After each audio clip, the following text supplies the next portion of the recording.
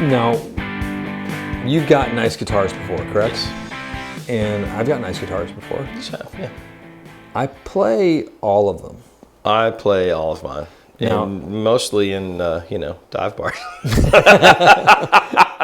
or a tour, as we call it. I'm going across town tonight, boys. Yeah, I'm going to be in Neville's. Yeah. Then going to OD's tomorrow. No, it's we've heard this from folks in the shop, and we've seen it on the forums a lot lately. It's sort of like peeking off a tad that people are worried to play their nice guitars. I think that's been a thing forever, right?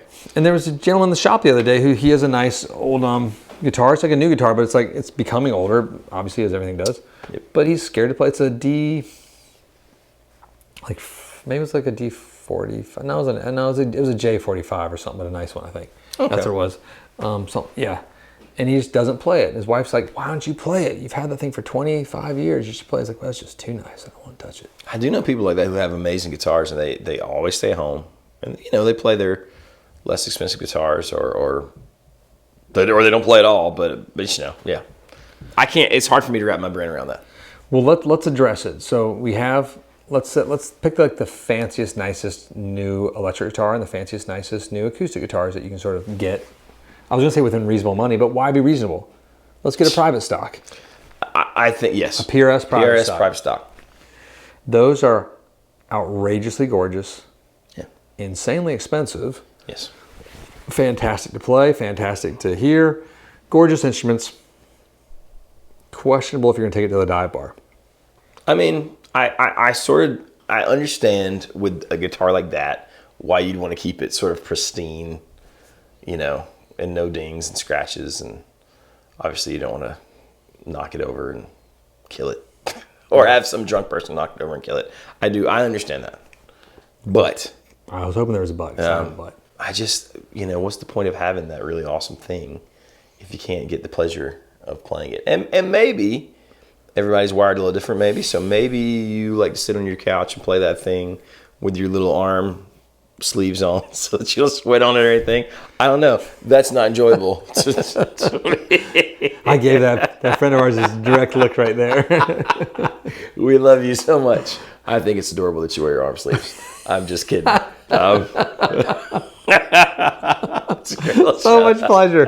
Oh God, that made me happy. But at least do that. At least play it. Don't have a crazy nice guitar like that you were afraid to touch, because I think that guitars they're made to be. They literally, by definition, are made to be played. Well, then, and I think that person's different in some, because I'm going to address, I think, a condition we've all developed of like, what if I would have want to sold it one day syndrome?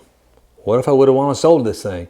So like everybody buys these guitars that are meant to be played, they're tools. Right. And then we're like, well, if I want to sell it, and if I ever play it at all, the value is going to go down. Your value is diminishing already because you've invested in this guitar for the enjoyment of playing it. Play it. And then you might be able to sell it. If you ding it and scratch it, you might lose a little value. Your costs, if you want to do an algorithm based on how long you're going to live and how much you paid for it, you can break it down per month, per week, per day of the ownership of that guitar. You could do that. That's a little anal. I've done it before. But I mean, it's worth, the enjoyment of that is worth a little bit of value you use. I can't imagine buying a guitar that I'm already thinking about selling one day. If I'm going to spend $15K on a guitar, I'm not selling it, is out of my mind. I better be just head over heels in love with it. I'm going to keep it forever. I want to give it to my kids if I'm going to spend that on the guitar. Your kids will never want what you give them. That's probably true. They're irritated with you. There was a fantastic Joe Bonamassa quote that I don't know if it's true or real or not at all. I'm going to hope it's true. It was on one of the threads I was reading. Somebody apparently was sort of like chastising Joe Bonamassa about playing his actual burst out on the road. And they're like, these guitars are worth crazy money, right? And they're like, every time you just put a scratch on it, you're killing $300 of the value. And Joe was like, so if I scratch it, 20 times, does that mean it's worth nothing? He's like, no, that's dumb. That's not true. It is not true. Like, screw you. Well, that's great. I'd argue as much as Joe Bonamassa scratching it adds value, in a weird way. And these are working tools meant to be played and used. And it's we've become so worried about the resale value of it.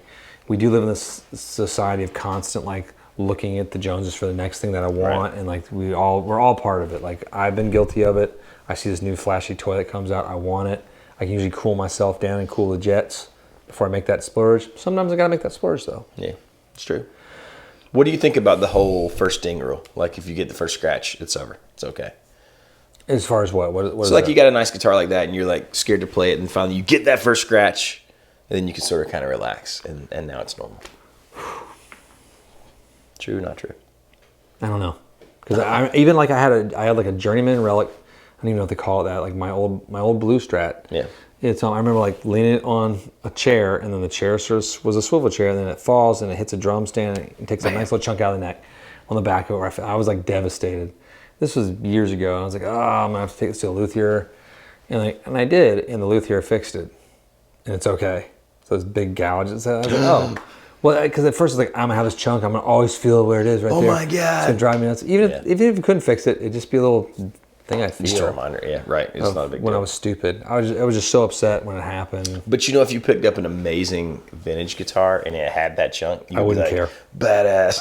God, so you cool. would, you know what I mean? Like you'd be like, oh man, I love how the neck feels all, tore up and used and stuff. Well, now we pay for guitars to have that, right? It's and that's a legit thing. That is a story. Hey, I was dumb and I set my guitar on a swivel chair. I wasn't paying attention. I turned around, then I heard it fall, and I was I said some expletives with F's attached to them. It was not kind. I remember it to this day. Still, it sort of shocked me. Like fluff. Fluff head. I said that over and over and over. Fluff head. fluffy head. Fluff head. Yeah. I think a 94 to 96 version of Fluff head, though, primarily is what I would say. Because that's sort of like the peak of Fish to me. Like later, when like the keyboard sort of took a more prominent role in the late 90s and the early 2000s, I lost a bit of interest. I kind of like that guitar. Dear God. So there you go. The fact that that's a thing and it was true is really upsetting. That no, it's play your guitars. I know it's hard. I do have. I'm sort of guilty of this still. I have a Collings that I bought, like an OM42 style, and it's really nice. It's true. And it lives in its case. You don't play very much. I play it upstairs in my apartment every once in a while, but I don't leave it out. And I do leave out, like I have like a 1961 vintage Gibson electric out. I have a Koa Taylor out. That's really expensive. I have an Echo Park that's out in my apartment. And then I have a Brazilian Rosewood Breedlove Revival series that I have. That's cool. That's slotted headstock. Really cool, weird guitar. Like that's what's sort of my play dock of my 4 guitars right now. My wife plays the Taylor Koa one because it's pretty. There is a simple solution to all these things. What? Just buy relic guitars. I know.